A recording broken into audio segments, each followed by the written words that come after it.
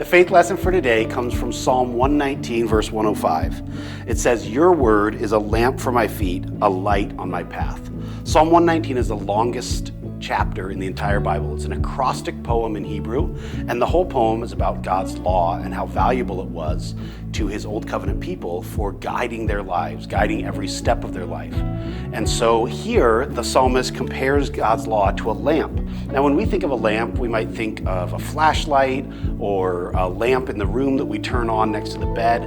But when the author of this psalm says lamp, they're talking about one of these.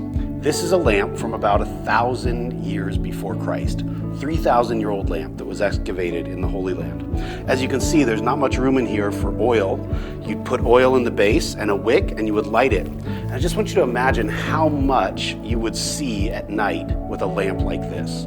Very little. In fact, I would estimate that most nights you might only be able to see 1 or 2 steps ahead of you. So God's law isn't something that tells us what the future holds or exactly what to expect or how our life's going to go.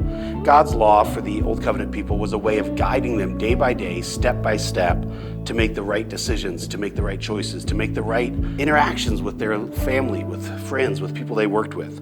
And this is what the Holy Spirit does for us.